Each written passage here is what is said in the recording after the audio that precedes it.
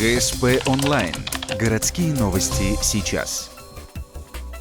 Суббота, 16:00. Сосногорский ледовый дворец «Звездный». Старт второго сезона нефтегазовой хоккейной лиги. Игра по любительским правилам. 2 периода по 20 минут. Силовые приемы запрещены. Участвуют спортсмены из Ухты, Сосногорска, Водного и Яриги. Всего 7 команд. На одну меньше, чем в прошлом году. Фавориты, я думаю, Бурение, Бургас будет победители прошлого турнира прошлогоднего. Они фавориты. Еще ряд молодых. Молодые команды, они не зачета играют, но тоже на будущее им. После открытия встреча между командами Ухта-Бурение и Парма-2000. Предсказать итог матча сложно. Газпромовцы – взрослые хоккеисты. На их стороне мастерство. Сосногорцы – школьники. Из достижений – неоднократное чемпионство в республике, призовые места на северо-западе. Их сильные стороны – выносливость и скорость. На 3-й минуте юный голкипер останавливает шайбу. Вбрасывание. Газпромовец Михаил Шатила не прикрыт на пятачке. Он и заканчивает быструю комбинацию. Счет открыт. Более опытная сторона – это все-таки у нас получается, да? И за счет опыта только лишь пока что мы ведем 1-0. И все, посмотрим, как будет дальше. Есть некоторые моменты, которые хотелось бы избежать, в принципе. Они появлялись ниоткуда. А так, в целом, защитники у меня сегодня отлично работали, половину всего за меня.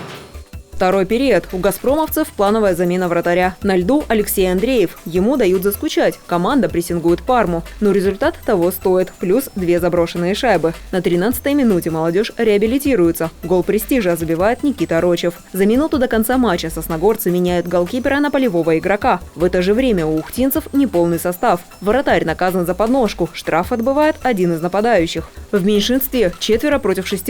Михаил Шатила ставит точку в сегодняшней встрече. Итоговый счет 4-1. Победа за Ухта-Бурением. Во-первых, все-таки старались играть в пас.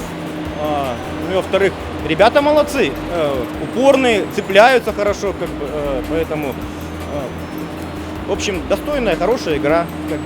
И ребятам плюс, они будут, тренироваться за счет игры с нами, скажем так, да.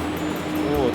И нам интересно. Мы играли достаточно плотно, мы не играли в откат, мы не играли от обороны. Этого не было смысла, я думаю, и по игре это было видно. Просто, опять же, были психологического плана, из психологии, и у нас выпала немножечко тактика у некоторых отдельных игроков, когда теряли место, потому что были чересчур взволнованы. Вот и все.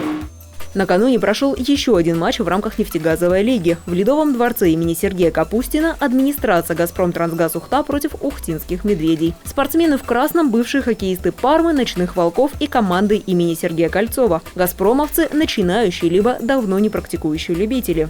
Я считаю, команда, за исключением некоторых моментов, когда начиналась суета и суматоха, показала себя хорошо. Самое главное, чтобы думали на поле. Потому что когда учишь детей с малых лет играть, это одно. А когда мужиков, которым уже за 30 лет, это совершенно другое. Опыт сыграл решающую роль. Сергей Смирнов отметился хит-триком, на счету Сергея Кармазина – дубль. Еще 4 хоккеиста забросили по одной шайбе. Итоговый счет – 9-0. Дебютный матч ухтинских «Медведей» оканчивается победой в сухую. Как считают в команде, заслуга преимущественно одного из голкиперов. Команда предлагала мне выйти на лед, но я посчитал, что Дима стоит очень хорошо, и, допустим, результат, который получился, это чисто его заслуга, и мне не было смысла выходить. То есть, по сути, мне игры хватает, то есть у меня нет ради